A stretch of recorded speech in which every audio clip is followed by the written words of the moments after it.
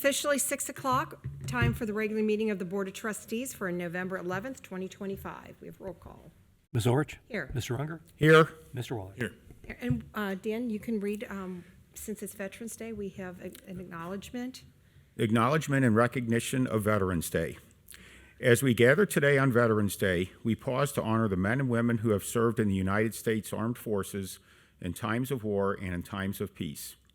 The day was first established as Armistice Day to commemorate the end of World War I and to celebrate the hope of lasting peace.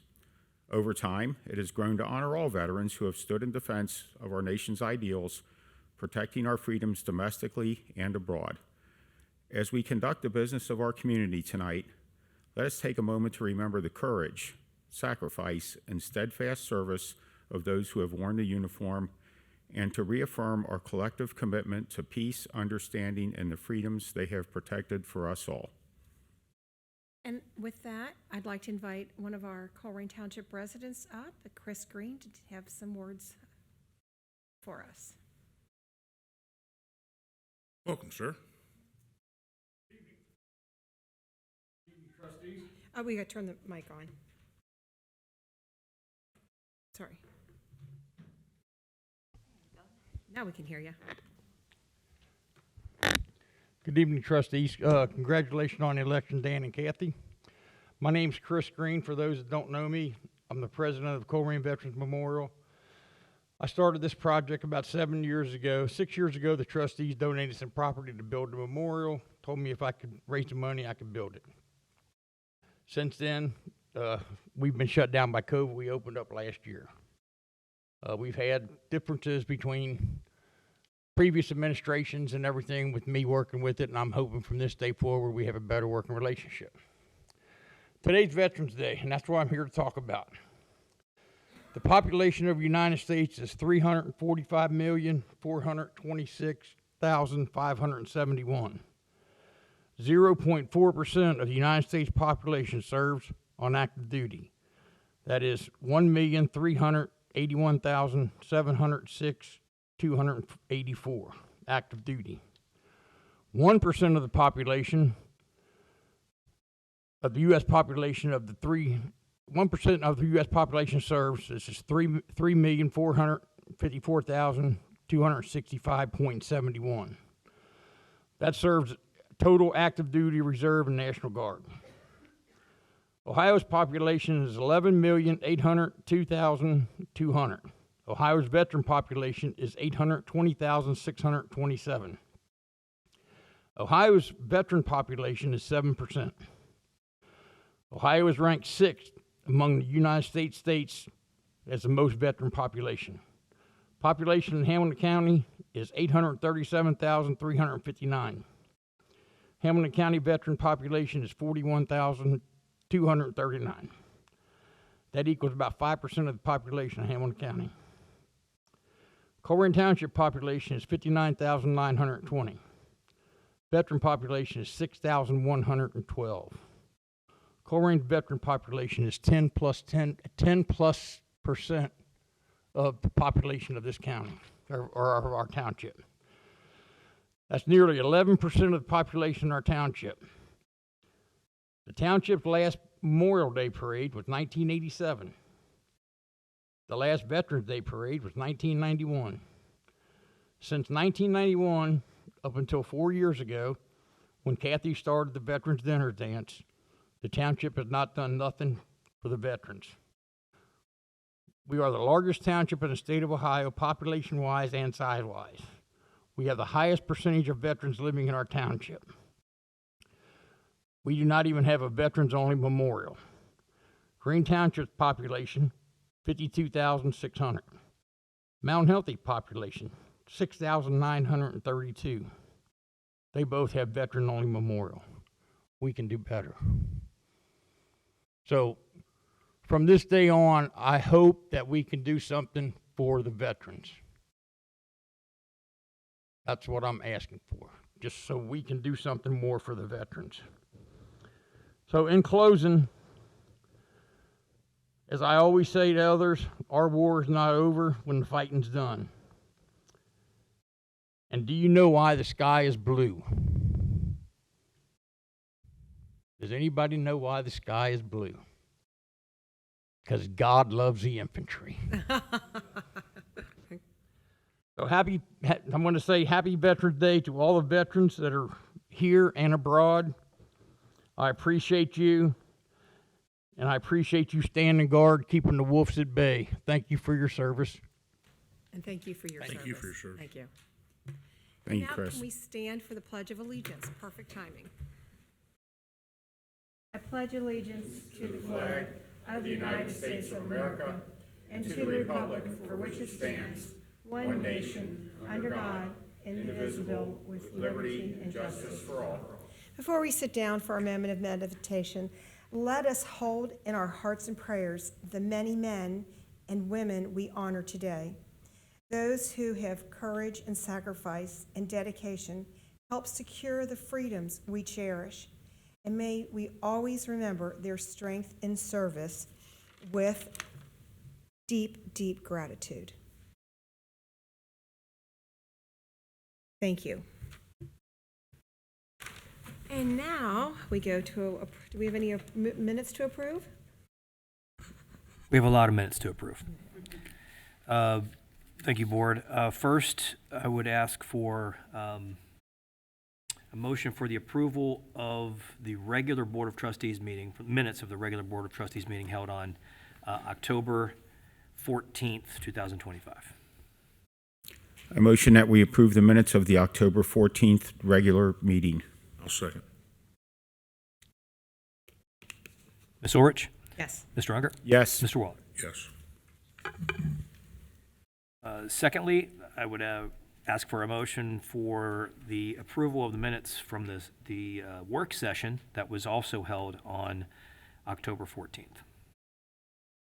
I motion that we approve the minutes of the work session from October 14th. I'll second. Ms. Orich? Yes. Mr. Unger? Yes. Mr. Waller? Yes. And lastly, Board, I would ask for a motion for the approval of the minutes from the special Board of Trustees meeting held on November 21st. I motion we approve the minutes of the October 21st special meeting. Second. Ms. Orich? Yes. Mr. Unger? Yes. Mr. Waller? Yes. Thank you. Okay, now we have citizens' dress. I have one sheet up here. John Shuslet, did I say that right? Shuslet?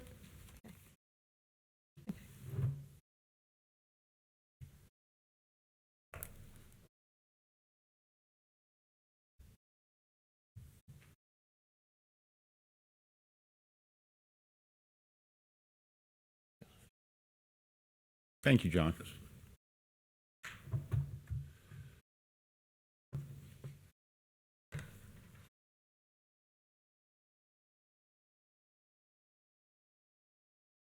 Thank you, sir. Oops, sorry. Yeah.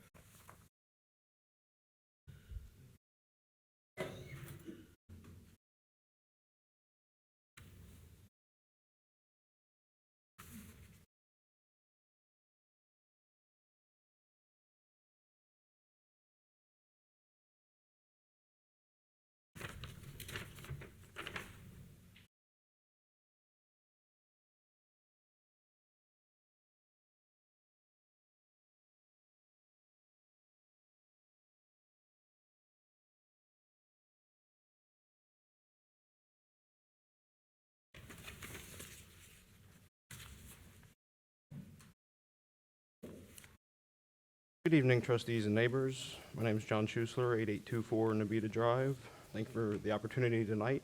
I'd like to speak briefly and explain some of the local economic effects if a licensed adult use cannabis dispensary were to be located at 9393 Colerain Avenue, and why the township might want to consider entering into any pending agreements with FW Green Investments. And then at the end, I'd also like to issue a warning about part of that agreement.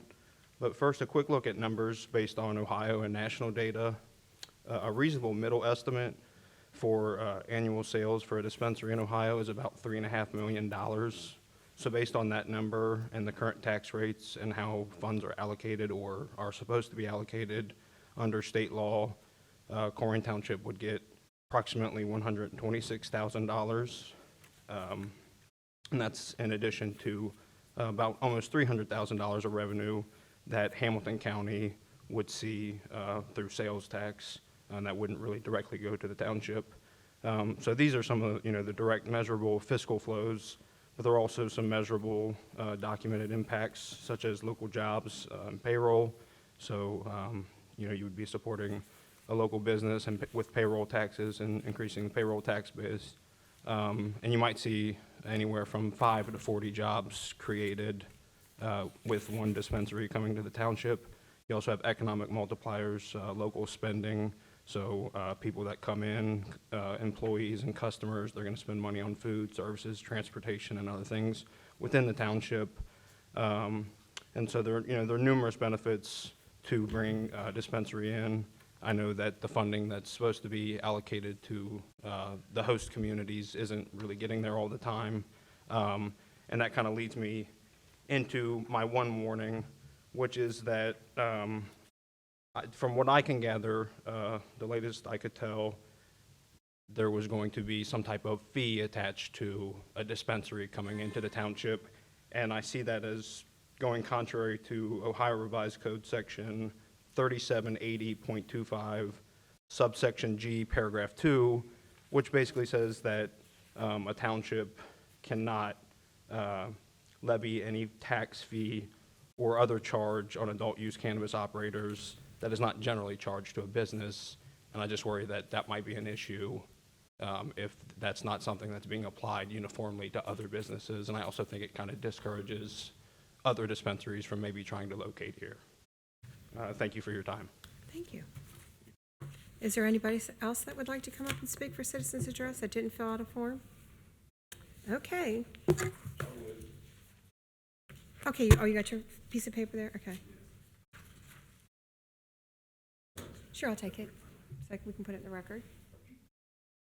Thank you so much. Thank you. Colby Sims? Yes, ma'am. Okay, your turn to speak. I'm Colby Sims, retired Navy.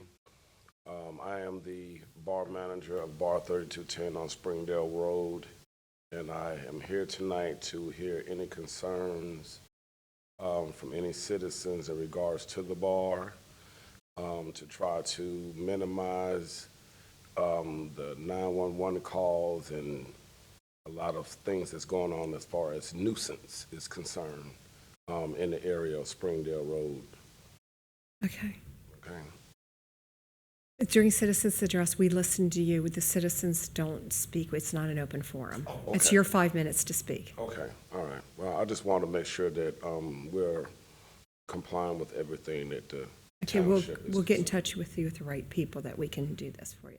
Okay. Okay. Did you get his phone number? Yeah, in fact, Mr. Weckbach, if you want to get his contact information, or we can get it right here. Yeah, here. Put your phone number right here so we will have it. Thank you.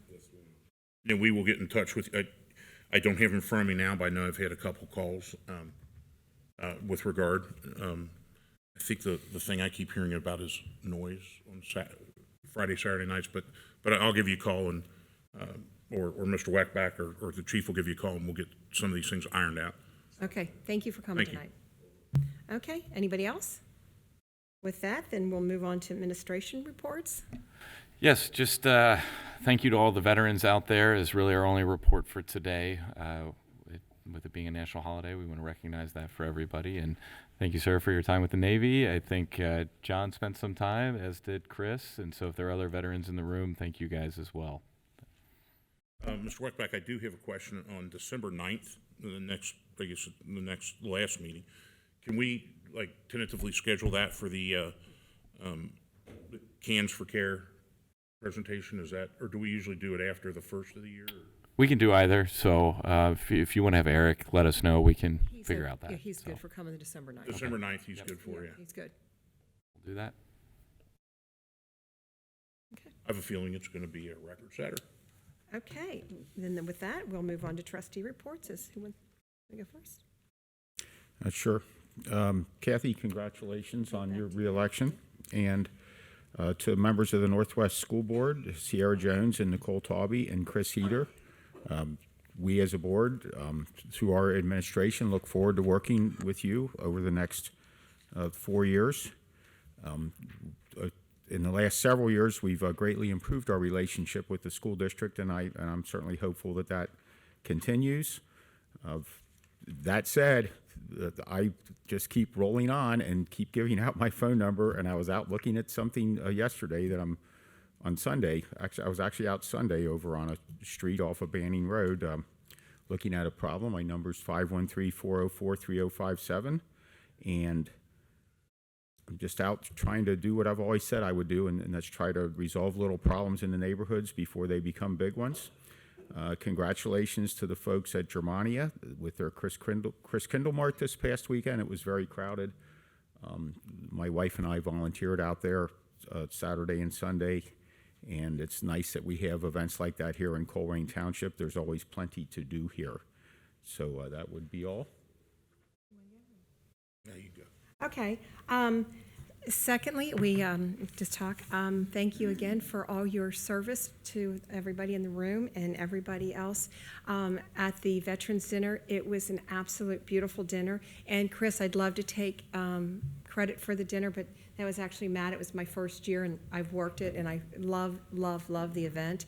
I truly do love serving the veterans. I got to meet each and every one as you came in, and we're going to say Army beat everybody. Sorry, Navy was in second, but it was a beautiful event. I didn't mention, and I want to thank Matt Waller for Yeah. his help in getting the veteran banner. Yeah. Colerain. Yes. When I began it. And Debbie Welcome, Pot. Matt Waller. Okay. Thank you. Yes, Matt deserves a lot of credit for both events.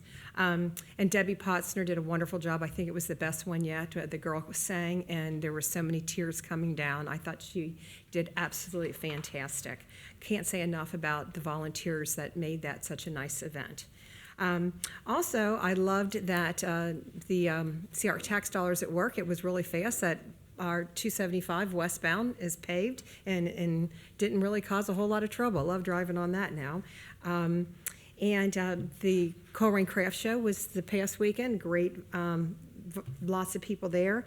And that's about all I have. All right. I'll first address it, and I didn't catch the name, the first citizen comments about the marijuana. So payroll taxes don't apply to us at all here. In the Ohio Revised Code about the township cannot levy any taxes in the form of a development agreement, and that's to ensure, so the money's a pass-through, in the state, let's just say, hasn't really been aggressive about giving that out. In fact, I don't know if they've given any of it out. So that development agreement is in lieu of the tax to protect us should the state decide they want to use that money for something else, which can be very possible. It wasn't possible this time around in the budget, but could be any time. Thank you for coming from what is it? I always get it wrong. It's room 32, bar 32, bar 32. And we'll be in touch. Also, thank you to all the veterans that served. I know there are a number here in the audience today, and sometimes your two lives intersect, and sometimes they don't. In my life as a teacher, I went to Elder to visit it in 2016, and I noticed this wall that went through connecting the new and the old buildings, and it's for the Elder 11. Elder High School lost 11 of their graduates in the Vietnam War, which I think was more than any other high school in the state of Ohio. And we're in school every Veterans Day, and we're in school to honor the Elder 11 and the 12th man.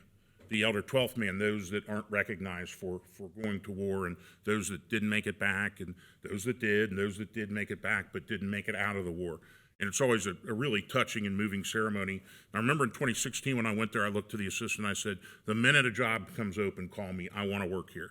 And it's because as you pull on campus, you have this 500-pound U.S. flag just flying over the pit, which is the greatest thing in the world for me to see. And then you go there and you see this hallway with the plaques of the 11.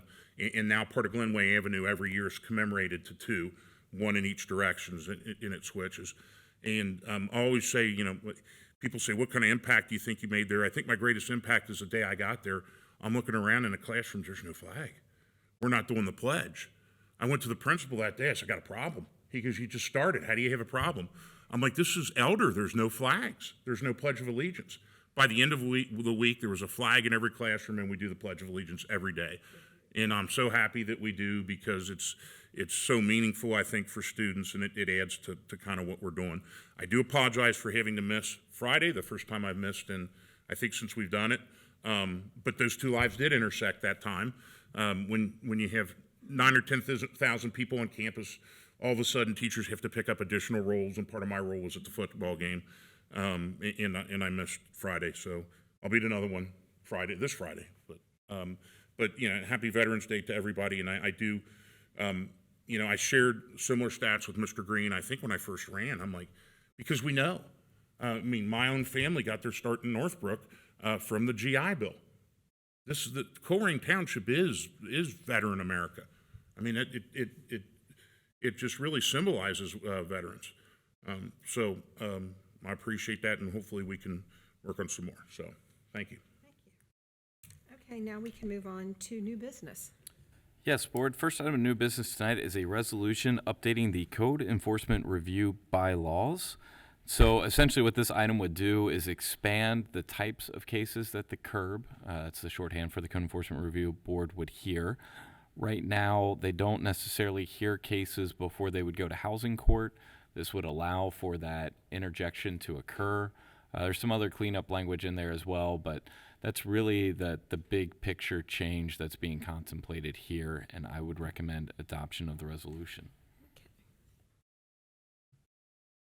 My motion, we approve the resolution updating Code Enforcement Review Board bylaws. I'll second that. No comments. Ms. Orich? Yes. Mr. Unger? Yes. Mr. Waller? Yes. Thank you, Board. The next item is a resolution declaring nuisance and ordering abatement, and it would affect the following properties: 2823 Brampton, 9753 Condor, 2721 Cranbrook, 2580 Keysport, 3227 Niagara, 8812 Planet, 9199 Pippin, 3410 Redskin, 2885 Regal, 9167 Trelawney, 3264 Warfield, and I would recommend adoption of the resolution. I'll motion to adopt the resolution declaring nuisance and ordering abatement at the properties listed in the meeting packet. I'll second. Ms. Orich? Yes. Mr. Unger? Yes. Mr. Waller? Yes. The next item is a resolution declaring a junk motor vehicle at 8208 Georgiana Drive. Specifically, this is a 2008 gray Mazda 3. I would recommend adoption of the resolution. I'll motion to declare a junk motor vehicle as described on 8208 Georgiana Drive. Second. Ms. Orich? Yes. Mr. Unger? Yes. Mr. Waller? Yes. Thank you. The next item is a resolution declaring a junk motor vehicle at 8476 Sunlight Drive, and specifically, this is a 2002 black Toyota Corolla. I would recommend adoption of the resolution. I motion we declare a junk vehicle at 8476 Sunlight Drive as described by Mr. Weckbach. Second.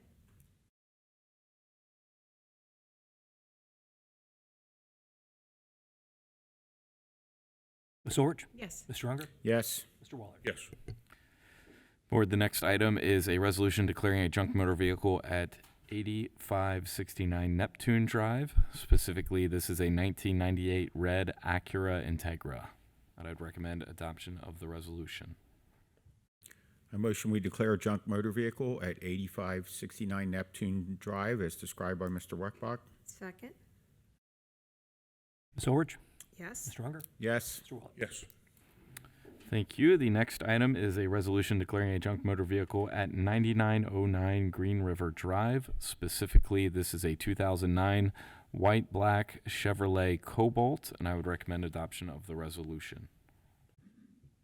I'll motion to declare a junk motor vehicle at 9909 Green River Drive. Second.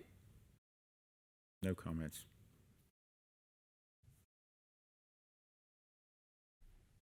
Ms. Orich? Yes. Mr. Unger? Yes. Mr. Waller? Yes. The next item is a resolution declaring a junk motor vehicle at 10002 Windswept Lane, and that is a 2011 gray Dodge Caliber. I recommend adoption of the resolution. A motion we declare a junk motor vehicle at 10002 Windswept Lane as described by Mr. Weckbach. Second? Mr. Westbrook, when I think of this every time we go through these, do we get any of these to donate to the high school for prom, Arrive Alive, or any of that kind of stuff? I don't believe that we do. Usually there's a process that we have to follow in terms of what we do after we remove the vehicle. Sometimes the owner does have the opportunity to come back and still retrieve But I think a lot of them it, are probably unclaimed. And usually at that point, then it goes to one of the different tow companies, and they usually sell it for scrap. Okay. We might want to throw that out to the school district if they need one. We can talk to them about it and just see. I don't know. There might be some legal logistics that we'd have to hurdle through. But Yeah, it could be 10 times as much to just give it to them right. than to just, yeah, I understand. Ms. Orich? Yes. Mr. Unger? Yes. Mr. Waller? Yes. All right, the next several items came from the Code Enforcement Review Board. The first is a resolution declaring property as vacant registrable property.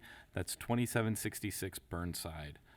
So the Code Enforcement Review Board had a hearing on this property and determined that it was indeed vacant and that fees should be assessed. And so I would recommend adoption of the resolution. A motion we declare the property as vacant registrable property at 2766 Burnside. I'll second. And I would comment that that has been a problem property for a long time. And for those that live in the neighborhood, we are working on these things. It's just a process that takes time. Ms. Orich? Yes. Mr. Unger? Yes. Mr. Waller? Yes. Thank you, Board. The next item is a resolution declaring property as vacant registrable property, and that is 9315 Jericho Drive. And I would recommend adoption of the resolution. Motion to adopt a resolution declaring property as vacant registrable property at 9315 Jericho Drive. Second? Ms. Orich? Yes. Mr. Unger? Yes. Mr. Waller? Yes. The next item is a resolution declaring property as vacant registrable property, and that is 9922 Laura Linda Drive, and I would recommend adoption of the resolution. A motion we declare the property as vacant registrable property at 9922 Laura Linda Drive. I'll second.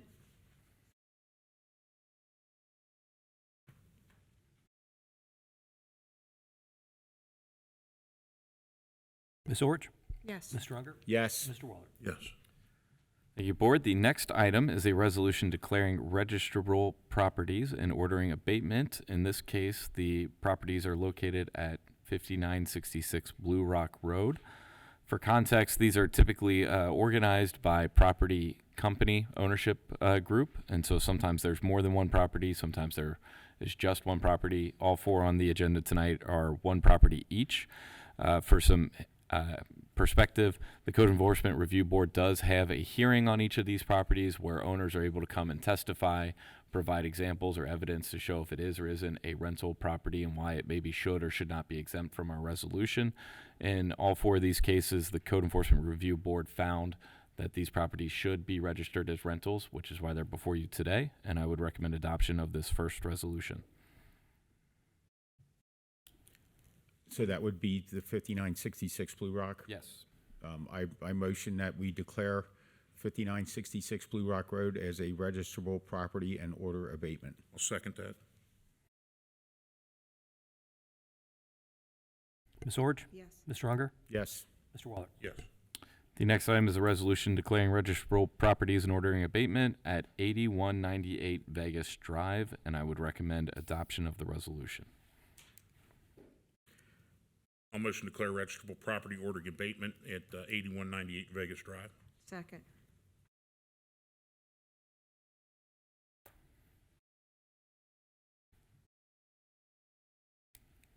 Ms. Orich? Yes. Mr. Unger? Yes. Mr. Waller? Yes.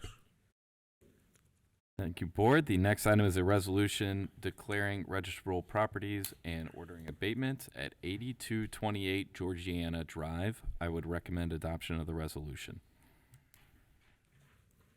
I'll motion to declare registrable properties ordering abatement at 8228 Georgiana Drive. I'll second.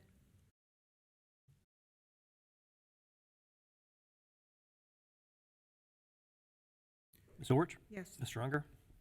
Yes. Mr. Waller? Yes. And what was the address on that one? 8228. 8228 Georgiana, just to, okay. Mine's not coming up. Yes, and then I got it up. And then the last property, this is a resolution declaring registrable properties and ordering abatement, and this is for 8887 Planet Drive. I would recommend adoption of the resolution. I motion we adopt a resolution declaring 8887 Planet Drive as a registrable property and ordering abatement of that property. I'll second. And with this list of things that we're doing here, we're just trying to get people to be compliant and get their properties in order and get the grass cut and get the junk cars out.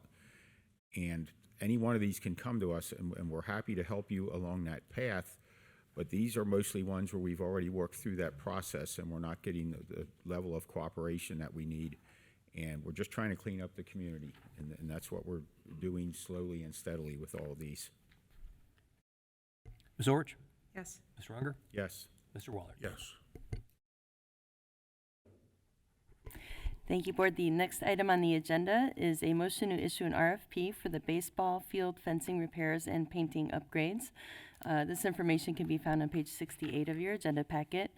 We would like to solicit bids for the repairs and painting of all of the baseball fields, their structural components such as their fencing, fixing the fencing, any of backstops or rails that need to be updated and to look a little nicer. We get high level of baseball tournaments and teams that come in there to play. This is basically at Heritage. It's for Clippard Park, Groesbeck Park, Colerain Park, and Heritage Park. It is anticipated that a contract would be available for review and consideration at the December 9th trustee meeting. Staff recommendation is an adoption and approval of the motion. I motion that we issue a request for proposals for baseball field fencing repairs and painting upgrades. I'll second. Now, was this anticipated, this is for next year, I assume? That is correct. Was this anticipated in our budget? Yes, sir. Okay. And do we have an idea if, I don't want to release that number, if somebody wants to look for it, they can. Somebody's going to bet on it, but I don't want to. Yeah, if we're doing a public auction, that means it's over 50,000. 77.5, yeah. Okay. And how long is this anticipated to last? The project itself? No, Should be 10, no, the 10 the plus years before we would Oh, need to gotcha. release. life cycle, that's what, yeah. Ms. Orich? Yes. Mr. Unger? Yes. Mr. Waller? Yes. Thank you, Board. The next item is a motion authorizing Township Administrator to execute an agreement with FW Green Investments LLC for an adult use cannabis dispensary at 9393 Colerain Avenue. So this is similar to the last adult use cannabis agreement that we had in place. Some of the key items here are that the agreement would call for an annual payment of $100,000. This would be a payment in lieu of a JED, and would guarantee that we're held harmless if there are changes in state tax law as well in terms of the portion we are supposed to get. The site in question is the former CheckSmart on Colerain Avenue. Some other items contained in the agreement include contemplation of the construction of an access drive that would connect essentially the southern end of the mall parcel to the Planet Fitness parcel that currently exists. I know that left-hand turn out of Planet Fitness is kind of dangerous. And then there's some contemplation around redeveloping that plaza in that area. So if you think about the site just north of the CheckSmart where there's currently the vape store and the nail salon, all of that would in theory be turned into one larger strip center. So I would recommend adoption of this agreement. However, I am happy to answer questions that you all may have on the specifics. A motion to authorize the Township Administrator to execute an agreement with FW Green Investments LLC for an adult use cannabis dispensary at 9393 Colerain Avenue. I'll second. So I've received this morning. I know it's been on the agenda since last week, and I did communicate with Cindy Abrams to find out if, which is our rep for those that don't know, to find out if the host community fund had ever been settled out, and she tells me that the House has reviewed Senate Bill 56 and sent it back to the Senate with changes, and that she might have a better answer after November 20th, which I guess they're going on a Thanksgiving recess for the State House, so they must be back in session for a little bit of time there, and we would probably have a clearer answer on or after November 20th. In this contract, the way I read it on 6.1 is that there would only be one vendor with exclusive rights, and I don't think the other store is going to happen down at Banning and Colerain. Is that correct? I've not received any notification one way or another at this point. Okay, so there would not be competing vendors. The way I read this, there would just be one merchant would have exclusive rights to And that Colerain. store in the south was the same vendor. Right, but That's how this is drafted. so yes. if that store doesn't happen, and I think our zoning allows 2 stores or one for every 25,000 residents. Yeah. So if there was ever going to be a second store, these folks would have it based on this contract. Based off the wording of this agreement, yes.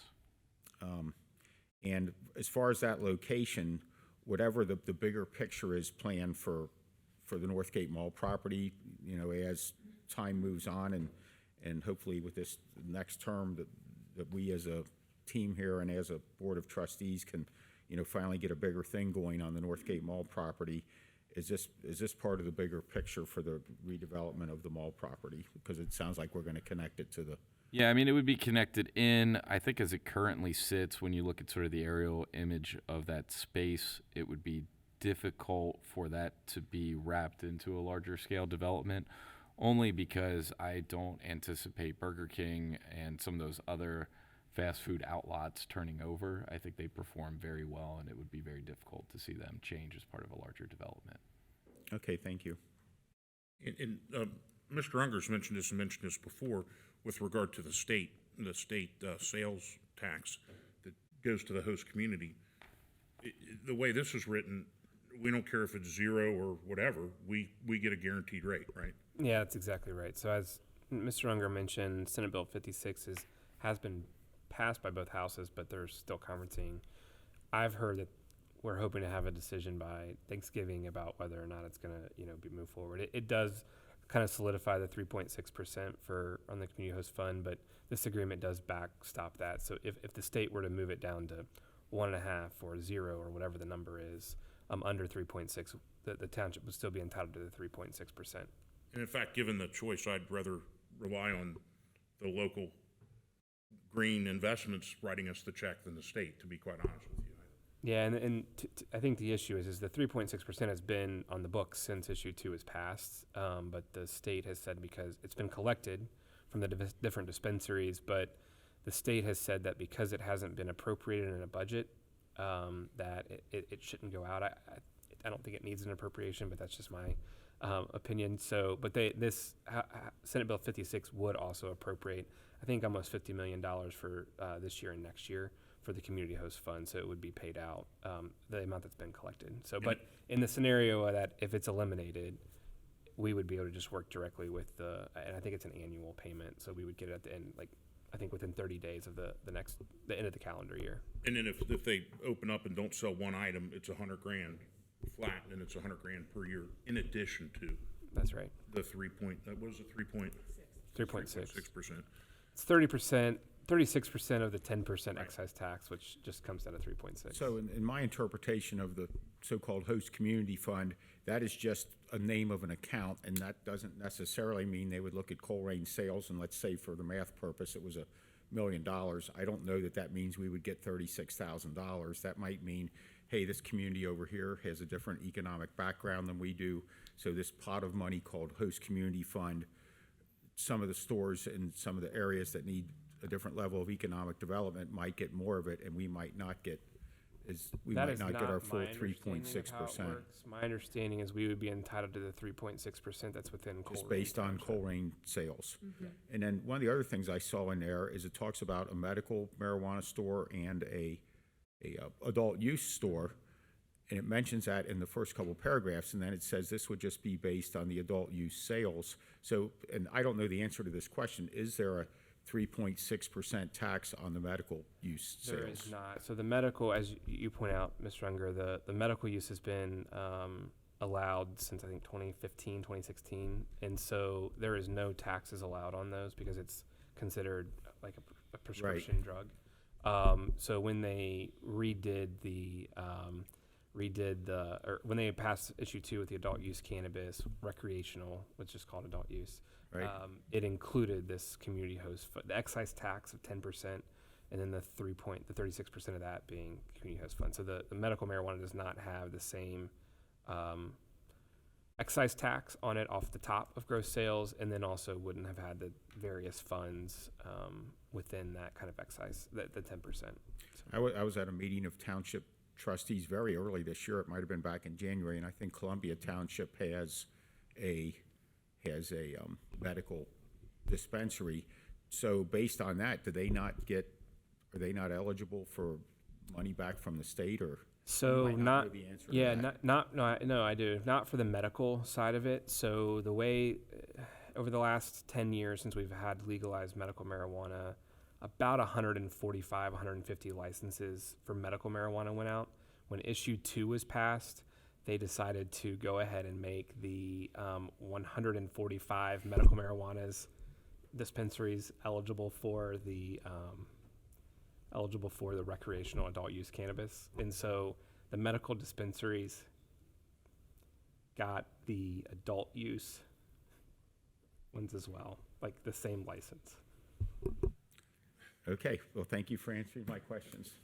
So, We've got a good attentive audience out here tonight, don't we?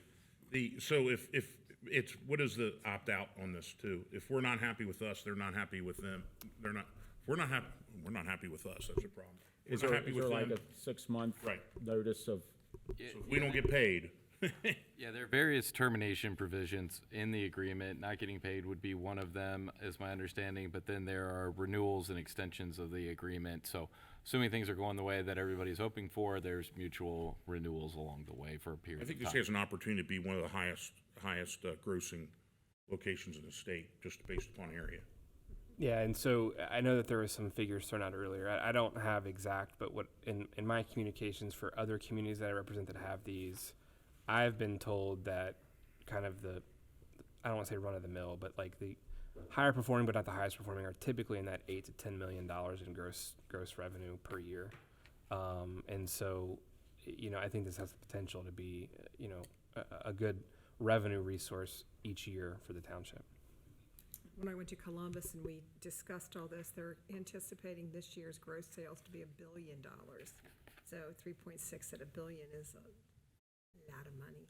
Yeah, and to clarify to your point, Matt, I was just reviewing to make sure I gave you the best answer possible. It says that we could give a 6-month notice of desire to not renew on each 1-year renewal. And that's one thing that I kind of push for with, that Harrison has with Nectar, is we called it a seat license thing. And guarantees that we're gonna get the money, because the state's messing around doing some, relooking at property taxes and how they do that, and I got a feeling that 3.6% would be a pretty large fund for them to use for those purposes. So I want to make sure that we get the 3.6 no matter what, and the 100,000 is just a cherry on top every year. And the drive, too. Planet Fitness. Where did we go? Ms. Orich? Yes. Mr. Unger? No. Mr. Waller? Yes. All right, Board, the next item is the motion to appoint members to the Colerain Township Board of Zoning Appeals. In this motion, we would be calling for Mark Shupp to be reappointed as a full member and Charles Thyman as an alternate member. There's more information in the packet. Typically, what we do as staff is we solicit applications in the fall, do interviews of folks that are looking to come onto one of our boards and commission, and then make recommendations to you all for approval. In this case, we've recommended those 2 individuals who are reappointing into their current positions, and so I would recommend adoption of the motion. Okay. I motion that we appoint members to the Colerain Township Board of Zoning Appeals, Mark Shupp as a full member and Charles Thiemann as an alternate member. I'll second. And I'm sure, I don't know about the other 2 trustees. I have no hand in any of these names. I don't think you do either, Kathy, and I don't think you do either, Matt. This is all, Mark's been on the board for several years. right, but I mean, Yeah, he just works in the same office I do, yes. okay, Ms. Orich? Yes. Mr. Unger? yes. Mr. Waller? Yes.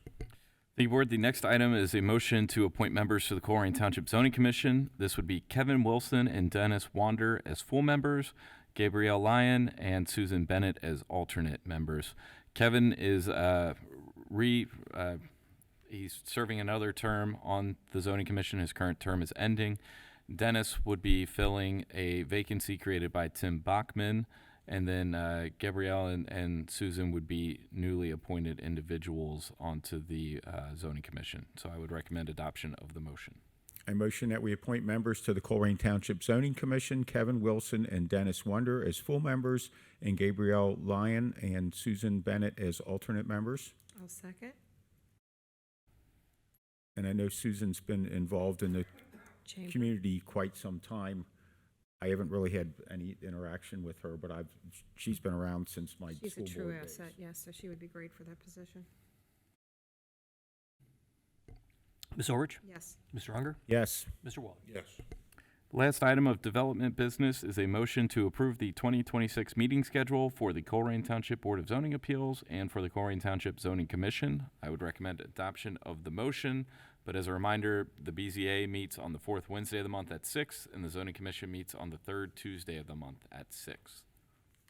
I motion that we approve the 2026 meeting schedule for the Colerain Township Board of Zoning Appeals and Zoning Commission I'll for their second. meetings.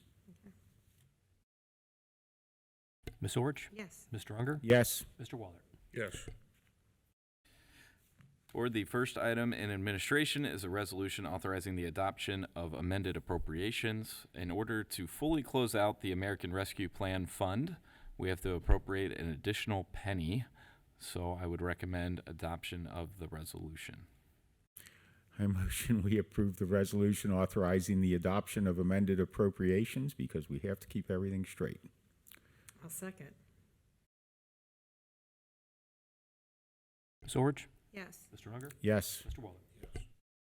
Hey, Board, the next three items are all very similar, and they deal with the Taylor Glen or the Pottinger TIF. This is the former Beavis Elementary School site.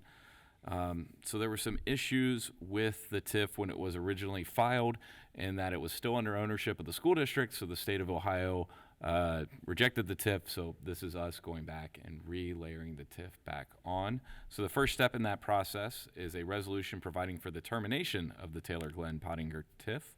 In order to make all these things happen, we'll have to have two special meetings to consider items related to this TIF district, one on November 18th at 5 and another on December 23rd at 5. So I would recommend adoption of the resolution providing for the termination of the Taylor Glen TIF. I motion we adopt a resolution providing for the termination of the Taylor Glen TIF, which is on Pottinger Road. I'll second. Ms. Orich? Yes. Mr. Unger? Yes. Mr. Waller? Yes. All right, the next item is a resolution authorizing incentive district overlay, economic development plan, and setting a public hearing. This is for the creation of the new Taylor Glen TIF, and so I would recommend adoption of this resolution. I motion we approve the resolution authorizing an incentive district overlay and economic development plan and setting a public hearing. I'll second.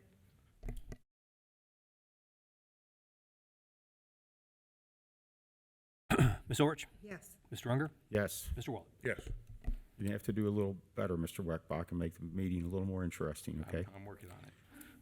Next item is a resolution or an agreement for the school district for the Taylor Glen TIF. This is a compensation agreement. In the past, we've done this via motion. The school district met last night and approved the agreement, and so I would recommend a motion to adopt the Taylor Glen TIF school compensation agreement with the Northwest Local School District. I motion that we adopt the Taylor Glen School Compensation Agreement with the Northwest Local School District. Second.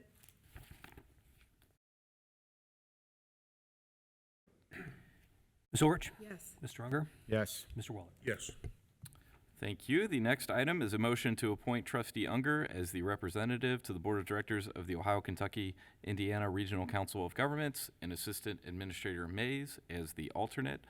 Mr. Unger has been in this role, I believe, since he first came on the Board of Trustees, and Tiffany has been the alternate since 2023, and I would recommend adoption of the motion. I motion to approve to appoint Trustee Unger as the representative of the Board of Directors of the Ohio, Kentucky, Indiana Regional Council of Government and Assistant Administrator Mays as the alternative. And I will second it. Ms. Orich? Yes. Mr. Unger? Yes. Mr. Waller? Yes. Next item on the agenda is a motion to set the organizational meeting of the Board of Trustees for January 6th, 2026 at 6 p.m. This is required per the Ohio Revised Code, so I would recommend adoption of the motion. A motion that we set an organizational meeting of the Board of Trustees on January 6th of 2026 at 6 o'clock. I'll second. Ms. Orich? Yes. Mr. Unger? Yes. Mr. Waller? Yes. And the final item is a discussion and potential action item for you all on my contract. When we initially entered into our agreement last year, or at the start of this year, there was a clause in there that you all would revisit whether or not you would extend my contract by a year before year end of 2025. So figured throw this on the agenda so you guys can have your conversation, and then if you want to take action, that's your call.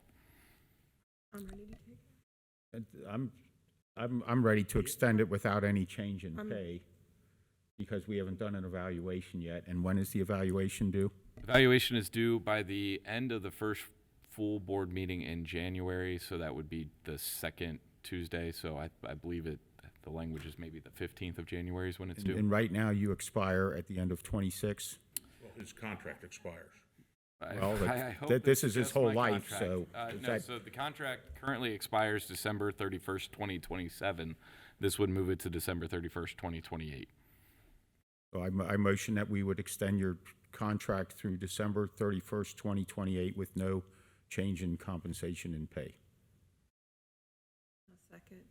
Yeah, so we don't do the compensation part on the extension, we do it on the evaluation, right?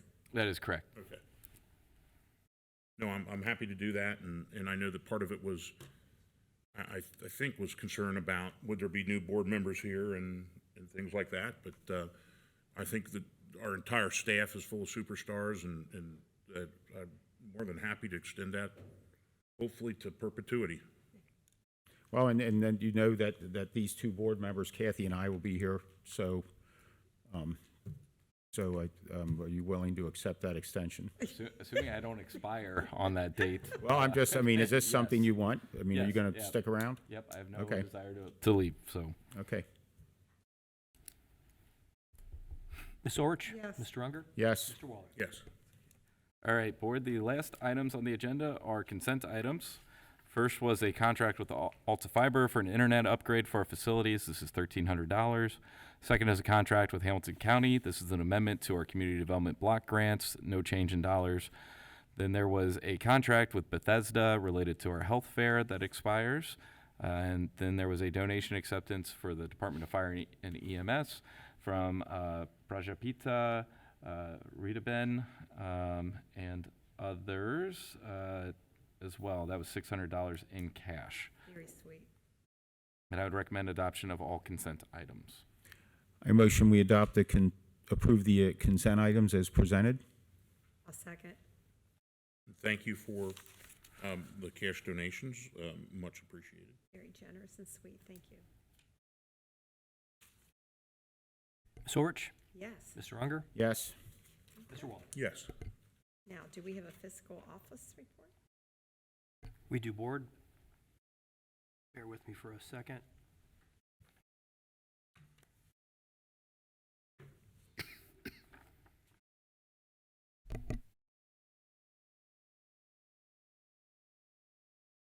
Okay, so year-to-date expenditures, sorry about that, I'm trying to pull it up on email. Year-to-date expenditures are still trending very good. I mean, it being close to mid-November, we're at 70%, so we do anticipate quite a bit of payouts over the course of the next month or so. And with revenue, those are trending very well also at 92%. So we've brought in the majority of the revenue for the year, but both of those are trending very well. And I would like to take a second to congratulate Dan and Kathy on a great campaign. I'm looking forward to working with you for at least 2 more years for me, so we'll see from then on out. But congratulations. That's all I have. Okay. Thank you for everybody for their positive support over the last 4 years, and especially these last few months. And do we need an executive session? I would recommend that we have a motion for executive session in accordance with Ohio Revised Code, Section 121.22G1, to discuss compensation of employees, in accordance with 121.22G2, to consider the purchase of property and to consider the sale of property, and then in accordance with 121.22G4, to discuss collective bargaining sessions with employees. A motion that we go into executive session for the reasons described by Administrator Weckbach. I'll second. Ms. Orich? Yes. Mr. Unger? Yes. Mr. Waller? Yes. Okay, we'll be back in a little bit. You don't have to stay. No, we no anticipate- action is No interaction. anticipated. Ms. Orich? Here. Mr. Unger? Here. Mr. Waller? Here. Is there anything to report from executive session? There's nothing to report. Okay, would we have I a motion that we adjourn the meeting. I'll second. Ms. Orich? Yes. Mr. Unger? Yes. Mr. Waller? Yes. Okay, meeting is adjourned at 7:49. Thank you.